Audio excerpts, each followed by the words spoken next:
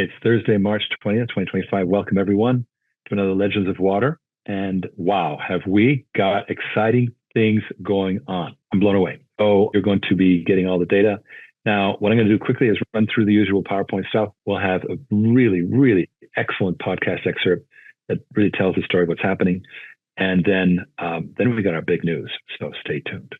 As I was saying, this is March 20th, episode 9, briefing number 272. And we have the usual safe harbor statement, disclaimer for Reg D, and Regulation A disclosure. And let's go right into the Millionaires Choice. Millionaires Choice is a great, great podcast. Let's take a look at it. Water, it's a government program, and they don't change things much in government programs. They kind of want to keep them the same. Don't mess with this too much. It's way underfunded. You have 90% of all water demand is from industry and agriculture. This is worldwide. So the infrastructure problem is that the industrial users really should have their own privatized water treatment systems. Fresh water, virgin water, yeah, keep going with the city, that's fine, but treating the dirty water, make the businesses do it, for God's sake. And we call that decentralized water today. It's back when I started, preaching it 10 years ago, it was like, decentralized, what are we talking about? Today, it's a thing. We found our niche was in the everyday business, the brewery, the housing development, the car dealership, and that's what really became our space. And you need to know how to handle decentralized water, easy to say, but now you're taking the whole responsibility for treating water from the city, from the utility, to the business. They're not water experts, and they don't have any space. You don't have these giant, settling ponds and all that. No. It's all got to be done in a little container. And so we developed that technology, and that technology includes how to make it really trouble-free. So that's a big deal, and now we are leading in that whole movement. And the final twist to it was, well, we're going to bring in some investors who are going to help capitalize these so the end user doesn't have to worry about raising the money. So it's becoming more of a financial play. And that's where we were in 2022. We had an exciting adventure. You ever heard of blank check companies? Yes, I have. Not all it works out well, does it? Uh-oh, it looks like it didn't work out well for you. 2 years into it, we're like, you know what, this is not worth it. The blank check company no longer has any money. Why are we merging with it? We're going to give up 16% of our company, and it's got no money, and it's not even on the NASDAQ anymore. What the heck? And so we said, okay, enough. That was actually the best thing we could have done, because rather than pin your hopes on some magic event, you want to keep things under your own control. Yep. We had developed this business unit that was going to go onto the NASDAQ called Water on Demand. And it was composed of two businesses that make money today, one for large power plant type systems and the other one for these smaller brewery type systems. And the third one, which is still in development, which is this financial play. Okay, so Water on Demand is fully spun off, and it's rolling out. Now we got two companies. What does OriginClear do? We decided to have that company get into the private credit business, lending money to the Water on Demand business units to get their jobs done using investors. So usually when you go to what's called a factor. Factors are people who finance your receivables, right?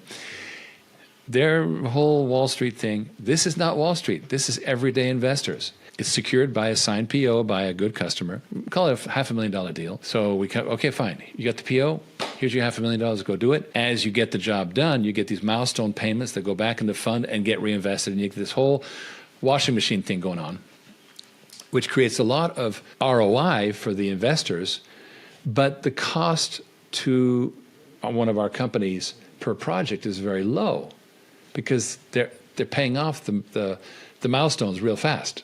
Their interest is in low single digits, while our investors make 15%, let's say, plus an equity kicker. It can be as high as 20% per year. And even today, that's a good number, especially since it's secured by that purchase order. So, and I know you can't publicly say, hey, all this numbers and stuff, because then they got people come after you and jump like that. But we can talk about this logistically. There are some people out there that do financial education. They talk about getting 12% a year in mutual funds, which is, if you talk to a financial advisor, they're telling you 7.5% to 8%, adjusted for inflation, all this stuff. If you're in a standard 401k, you're in a standard IRA, you're in an S&P index fund, you're looking at like 7.5%, maybe 10%, maybe if you're lucky. And that's if you had a good decade in the economy, right? And you don't have a lot of control over that, right? It's up, it's down. The inflation eats it up. There's all kinds of stuff. And the premise there is when you hit 20% a year, you're actually doubling your fund. You're doubling your money every 3 years. So you've got a 3-year doubling effect. Where if you're in a 10% mutual fund, if you do get that number, you're talking about a 7-year doubling. So when you talk about a 20% number, you're doubling your money, exponentially faster. And the more of those doubles you can get in your lifetime or your decade, that's where you can start building some real wealth. So that's just compounding interest, guys, listening to the show. But it's like, what should your financial education look like from K through 12? So like mutual funds education is probably like at grade 5. Agreed. What Riggs is talking about is probably more along the lines of 9th grade, 10th grade level investing opportunity.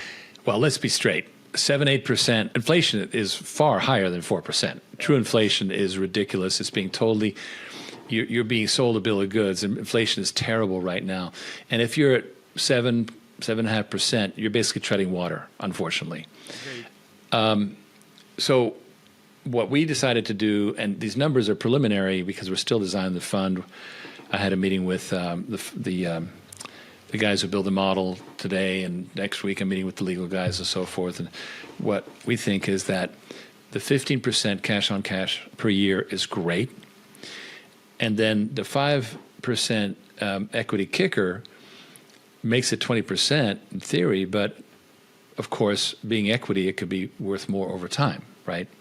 So you have an unlimited opportunity on the equity side. And the fact that it is secured by actual project financing, right? It's fully secured by POs. These investors come in as limited partnerships in the fund. We're starting just for the pilot. We're just starting with $1 million fund, and to keep it simple, the next phase will be 5, and then we'll eventually get to like 25 million, which is about the right number, because our divisions, which are currently doing in the range of, let's say, $10 million a year.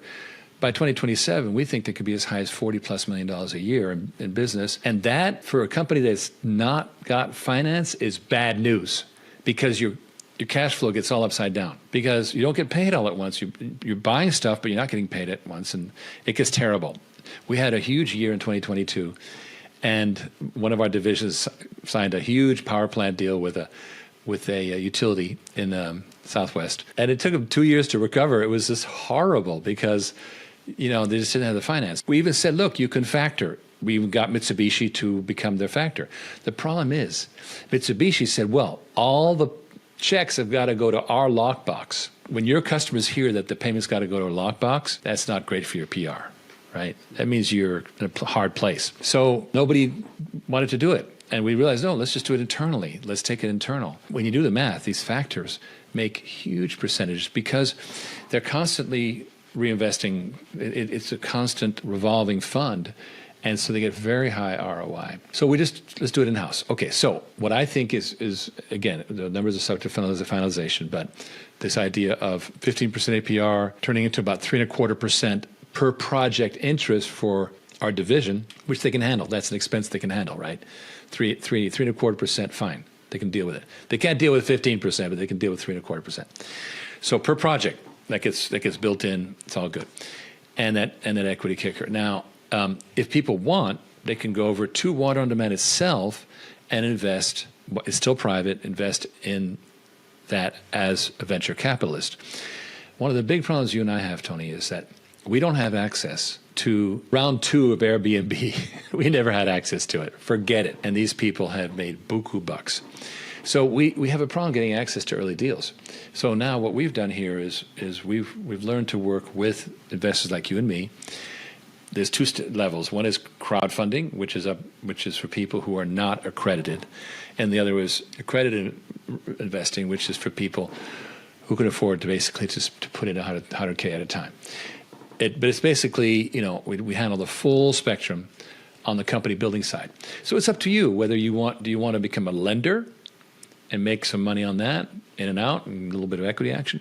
Or do you want to go all equity with, you get the equity, you get the warrants, which are basically an opportunity to buy again at the same price, and you get a percentage of the profits from the business. There's two different ways of looking at it. Some investors like one, some other investors like the other. Some might want to do both. That's great too. This is really an expertise that we've developed, which is how to bring great early deals to the retail investor. I mentioned Airbnb second round. Why? Because Ashton Kutcher was in that round, along with Sequoia. So Ashton Kutcher had access, but you and me didn't. So our job really is to give you access to this early phase.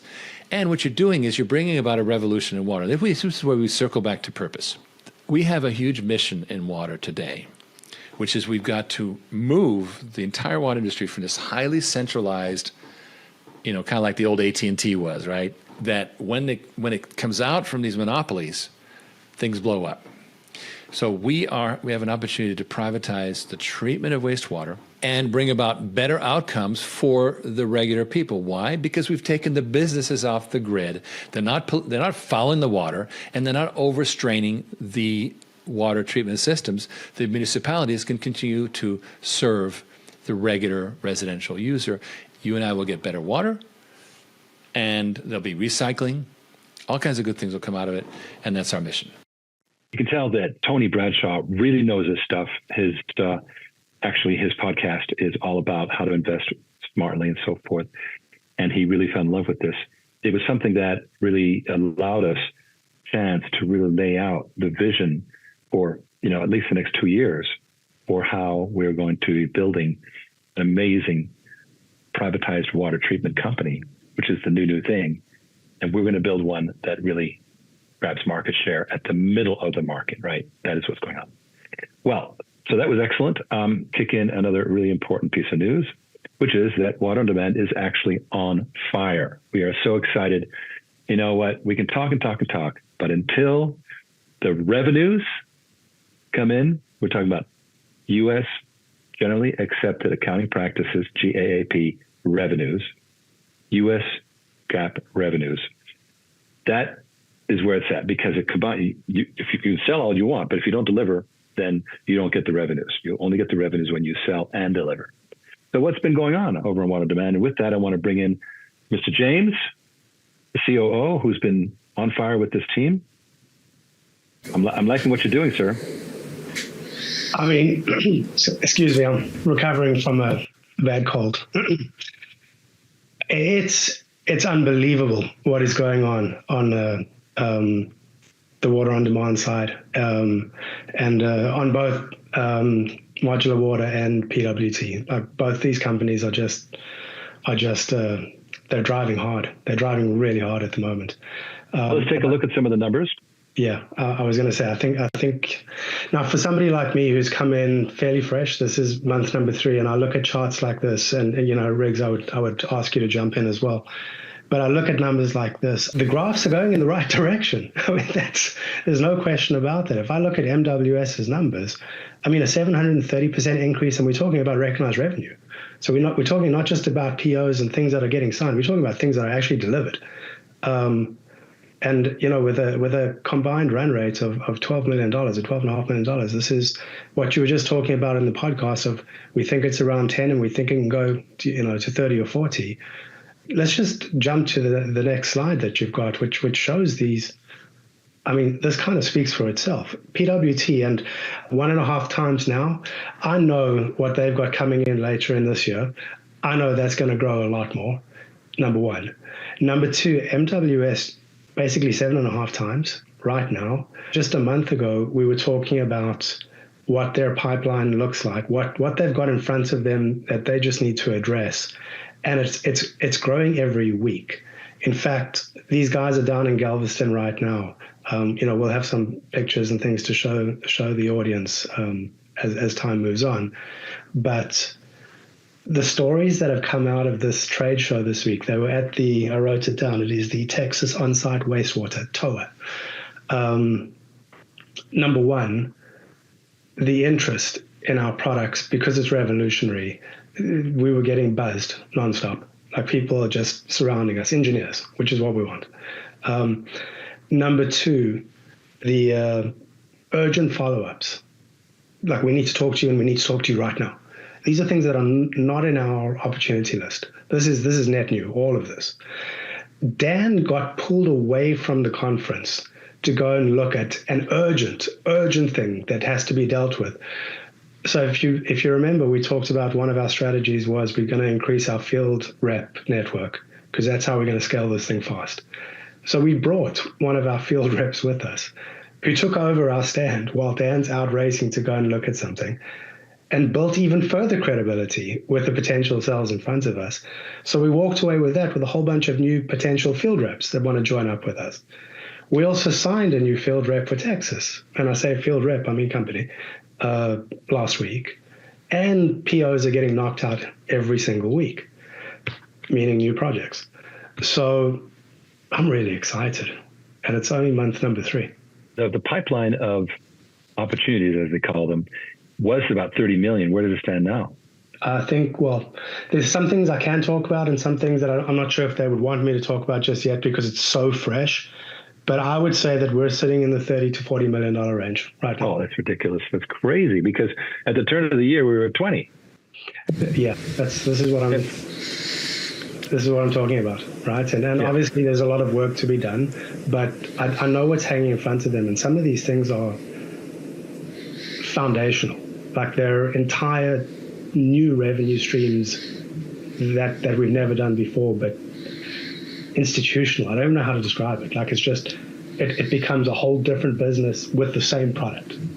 Yeah. I mean, James, just so that people understand, so we say a pipeline of 30 to 40 million currently. Give them the kind of correlation to how many jobs that is. That is about 30. Oh no, I know. No, it's right now that job list is over 100.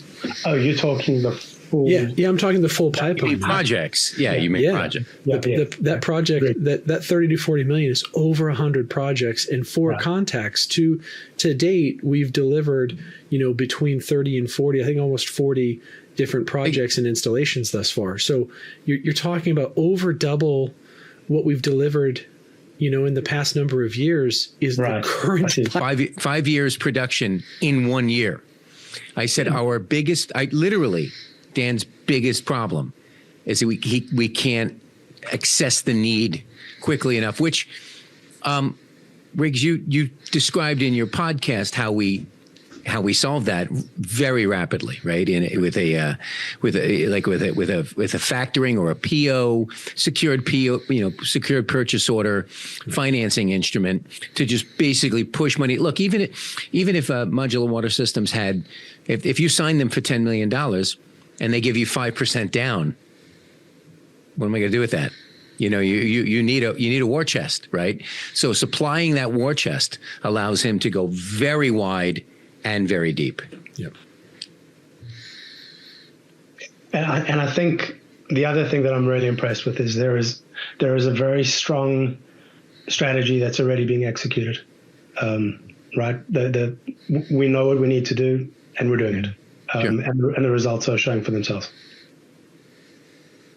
That's my story, and I'm sticking with it 100%. Well, I mean, here's the thing. When we say 30 or 40 installations, of course, we're just talking about NWS, which we created from scratch in 2018. Yep. And if you look at the presentations on our website, the OriginClear investing section of the website, it shows how it started with almost nothing. And we had a dead start with a very talented guru in the industry, but he didn't come with a following. He didn't come with a pipeline. We built that pipeline from scratch with him since then. Now, PWT has had probably 1,000 or more installations, right? Now, they are veterans. They do amazing work. I actually expect them to do better than 1.5 times last year. Okay. But the beauty of it is that we don't have to have it. In the old days, it was all PWT. That's it. And PWT averaged before 2022 about $4 million a year, $3.5 to $4 million a year, about $1 million a quarter in revenue. The beauty of this is that MWS just booked in 2 months half of what PWT used to do company-wide before 2022. Right. When you think about it, that's astonishing. So now here we are, $2 million combined for just 2 months. It kind of boggles the mind. Now, as you can see, PWT is sitting there at $389, the $400,000 mark. For 2 months, it's not bad for them. It's the start of the year, et cetera. But I love PWT. They're an amazing team. And as I say, they're going to start cranking because they always get a slow start to the year. Yep. They're going to start cranking up. So it's going to be a race between two rabbits. It's going to be a lot of fun. And I think you mentioned it also earlier. You know, PWT, a lot of their projects are very different, right? They've got some big customers. These are huge jobs. Expansion is wonderful, but it's also a big challenge. And so this is why we've got both the private credit side going on, OriginClear, setting up this fund, which is you're going to hear much more about. And secondly, the water on demand offering for accredited investors, which is doing incredibly well. And that is intended to help both MWS and PWT build up their staffing, the team basically, because this all operates on human capital, right? If you can't deliver with human capital, pretty much screwed. So everything else is in place: the supply chain, the materials, the technology, the trade secrets, the secret sauce, all that stuff's in place. All we got to do now is add strategic staffing. And I think that's the big challenge ahead. And that's why it's so important what Ken and team are doing with the raising of funds for the one-on-demand side, which includes a very interesting profit share. Ken, would you like to just speak to the profit share concept that is embedded in the one-on-demand PPM?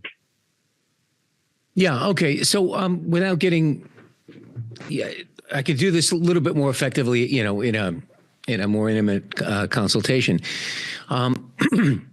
There's $40 million. Let's call it $40 million worth of existing pipeline right now. Modular water systems, if that's their pipeline, they can run at 20% profit on these, right? Now, James and I had a conversation today. I think we can discuss that, but up till now, Modular Water Systems has been very, very successful at building and delivering a piece of equipment. And then the first thing the customer does when they buy that piece of $500,000 equipment is they go out and hire a full-time guy at $100,000 a year or an agency to service it. Why are they taking our money? I asked the question. Why are we giving them our money?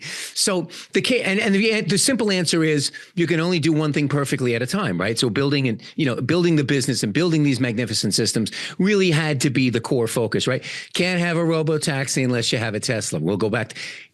We had to throw a Tesla reference in a Riggs. He would, right? So, but that is the truth. So, however, we have partners that have more than this capability. So the idea is to white label a service where these systems will be, not the first few, of course, we're just going to get those out the door, but eventually we want to bring these things online and sold with a 20-year contract.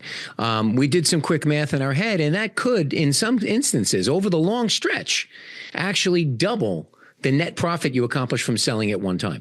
And now it takes 20 years to do that, but when you have a portfolio of these systems operating, and those checks, that's mailbox money, right? That's mailbox money, because that's like I like to say, that's like my life insurance company. I'm not dying, so they're just getting my money, right? They're just getting my money for free, right? And that's okay, right? With these systems are these 100-year systems.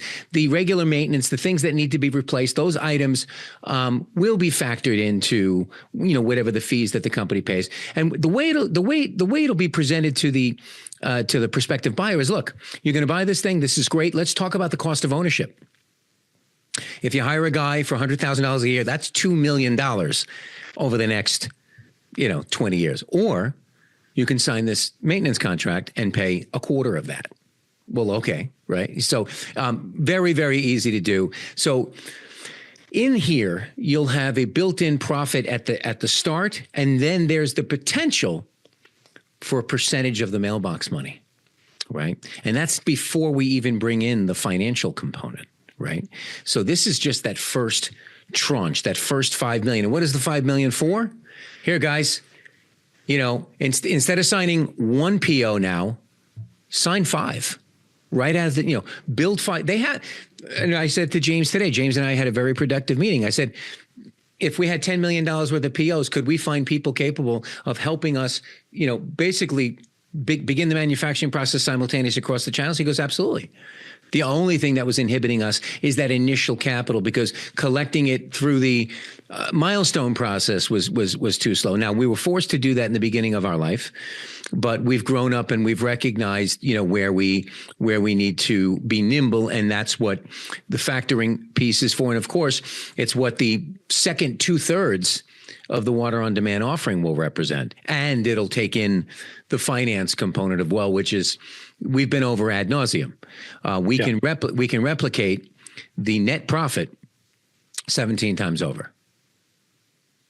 That's super exciting. So what we're really talking about is in the Tesla analogy, you know, if the profit on the Tesla was 1x, I think $3,400. How much was it? I think $3,400. I think it was about 5%, with a $70,000 automobile, roughly.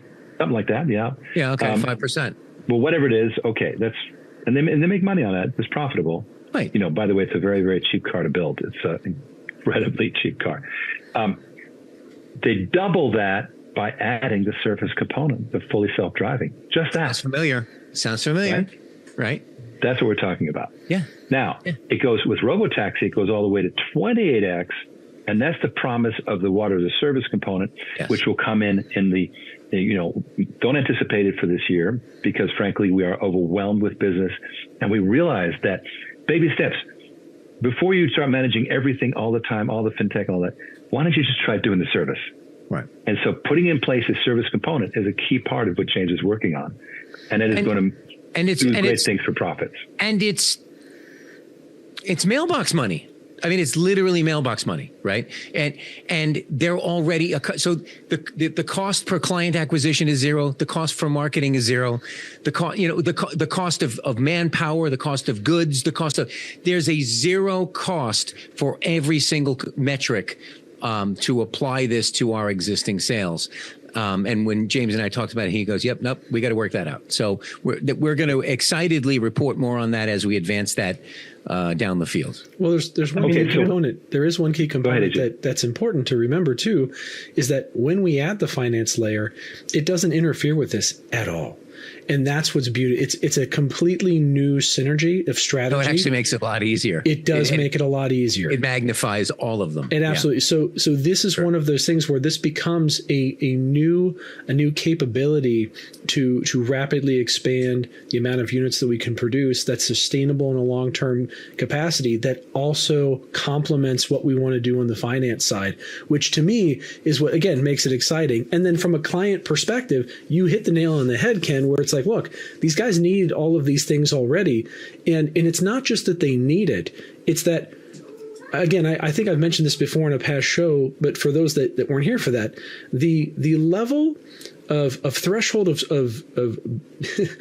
being able to be a good service provider in this industry is really low. I was on site at one installation talking to a project manager who basically said, yeah, I had a problem with a screen on one of these devices, and it took over a year for them to even talk to me. The company that installed it. I'm like, so the level of care. That was not us. Just wait. No. Just wait. That was not us. That was not us. No, it was 100%. And not only was that not us, you know, we have exceptional service, but the fact that we have an exceptional level of service, and now we can add a managed services layer that is just baked in from the get-go, so they guarantee that they get good service, is another one of those things where, regrettably for the industry, it's unheard of. Very positively for us, it's a game changer, and it's a massive market differentiator that we are taking care to not just provide you a system, but to make sure that it works for you and that it's not your problem. The reason it probably took a year to get like a screen, even a response on it, it's because what do they do? That's not what they do, right? That's they're treating the service part of their business as a necessary evil, not holistically. Okay. And the reason we haven't done service up until now, and they said that we don't currently have that capability. Why? Because we build and install and engineer the finest water systems in the world. But that's what we do. So you bring in our partner EnviroMaintenance and other parties that we'll bring in to perform the same function. This is what they get out of bed in the morning to do, right? They're the two guys in a truck. They show up, what's broken? Boom. And that is their pure expertise. So it doesn't divert us, if you will, from our primary cause, right? But it does free us up to, first of all, to make sure that the system that we sold the client maintains at its top. If it breaks down 5 years from now because due to lack of maintenance, whose fault is it? You know what I mean? It's not, of course it's not ours, but the point is we want their association with us to be, those guys are great. Like, a monitor must have gone off and they showed up out of nowhere and fixed it. And I didn't know it was broken. And you know what I mean? Like that's the big deal right there. Well, and on top of that, these guys want to work with us because our systems are that damn good. Well, they're the Maytag repairman. If anyone's old enough to remember. Dan, and I mentioned this before too. Dan has designed them so that they are easy to maintain, so that they're not only redundant, robust, and remote monitored. They are absolutely as easy as possible to maintain. Oh, I need to replace a pump. There is a room in the Avera skid, right, or in the current Avera treat, container system that I can go in and just replace the pump. It's very easy to access. I don't have to do anything crazy to get to it. I don't even have to really shut the device off because there's bypass systems and other pumps that are going already. So I can very easily take care of a problem or retrofit a piece of equipment very, very fast to get it back up and running. Client's happy, they're happy, right? And all they're doing is singing our praises to everybody else. Hey, would you please use these guys? Would you please use these guys? They engineer it for service being part of the thing. Now, anybody who's pulled the engine out of a 69 Challenger, right? When that's they were a very specific reference, Ken.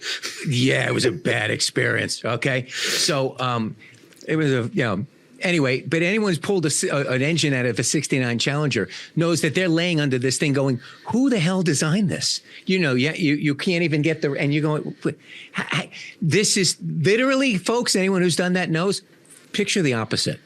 There's a panel. It just opens, boom, out, boom, and like a module, right? And that's where the modular description comes from. But believe it or not, most systems, not all exclusively, but the vast overwhelming majority are not designed that way.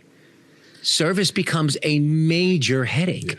So people who have our best clients are the folks who have experienced this pain in the butt. And went, really? A first-time person doesn't know how good it is, right? But people who have gone through this pain, and when Dan demonstrates the value prop, especially to their engineer, the engineer goes, wow, really? Okay, that's your guy. And that's where the heavy basis of design percentage comes from, because they understand, no, we don't want to be killing ourselves fixing these things in the future. But let me say this. I have been living through this where they had not been setting up this proper evergreen continuous service thing. And that's why they designed systems that did not require a lot of service, because they were being called anyway, right? So because you put the system in, they go, well, the thing doesn't work. Like, I called you. You built it. Right. Yeah. So they actually made it so it was terrible because it was not revenue. But at the same time, they made it so it was not, it basically didn't break down, the Maytag repairman thing. Now, all we have to do is monetize that. And here's what's even more interesting. When you're continuously in servicing, when it comes time to upgrade, guess what? It's just a smooth renewal. That's all it is. And that's the beauty of it. Takes the sales right out of it. You're trading your 2021 truck in for your 2026 truck. Here you go. Boom, boom. Here's your keys. There's no credit app. You just show, they say, okay, your truck's in. Okay. And you drop off your old one and then you're out. And that creates, that adds to our scalability tremendously, right? Now, that's not a part of our scalability that hits immediately. but think about the magnification of your business. Every one of these businesses wants to expand, wants to have other locations, wants to have other systems in place. So it's a natural part of their growth desire to want to engage us again. So whatever you do, if you sell 1 million systems organically through your marketing and through your networks and stuff like that, that ultimately will be maybe 2 million without, as I said, no marketing dollars, no additional sales people or anything like that. And that is that's super exciting. It's the profits that's doubled, right? So you might go from 1 million to 1,200,000, but you've doubled the profit, which is typically net profit 16%. You may go to 20, 22, 23, 24% with the service component. And that is revolutionary in the water industry. The water industry is very, very low profit. So we're very excited about this. And then, of course, in waiting is the full-on robotaxi. And that's going to be, amazing. But meanwhile, I have to say that we are turning into a major player just from the strength of design and build and service. That's it. That's amazing all by itself. Mm-hmm. Yeah, Riggs. I mean, the one thing I was telling you was at the trade show, our guys were being circled by our competitors. Yes. No, they were taking pictures, right? Taking a lot of photos, and I'll get more from Dan tomorrow. He was traveling today, which is why I didn't have photos. But from what I heard from the team, we were being stared at a lot. It's great when the competitors are coming out. What's going on? How come? What do you guys do? What you got there? Yeah. What do you got going on? Right? Yeah. Mm-hmm. If they're just waking up to that, then we're 2 or 3 years ahead of them. And why our timing is really, really good right now. Yep. Well, I'm so proud. Thank you, James, and please pass it on to Dan, and of course the team: John Vines, Michael Gallagher, and thank you, Rob Litos is one of them. Next Legends of Water. Here's what we're going to have. A much more detailed breakout of the whole fund, how it works. We have some beautiful models we've built. We're going to make them very, very robust, and also we'll have launched them because we're planning to launch in early April anyway. So you'll hear a lot more about the reality of it and how it works. And number 2, you'll be seeing how these models, the forecast that you saw in the business 2 months, we're going to go ahead and actually. James and Prasad, our CFO, are working on a project to update all the forecasts based on this new data. So you're going to see new forecasts that's going to blow your mind. So be sure to be there the next Legends of Water, which is the 17th of April. And don't forget that Ken has all the facts at his fingertips, and he is happy to discuss that. You can contact him in a number of ways. This is a screenshot from offer.waterondemand.net, an amazing funnel that AJ built. The funnel that AJ built. Beautiful stuff. So, again, I'm super happy. Ken is on fire. And he's got that frozen shot of me. I look like Captain Kirk. I know, it's a good picture. Keep it. Bones, do like something. No, I like it because it's like, he's amazed. It's a good one. I love it. Great. She cannot do it, Captain. She cannot do it. Giving her all she's got. That's it for sure. That's exactly right. Well, so I really appreciate everyone coming on board this time. We're going to have a lot of amazing developments in the next one, again, 17th of April. And thank you, guys. I'm super happy with how the team is doing at all levels. So thank you. Yeah. Have a great evening. Thank you.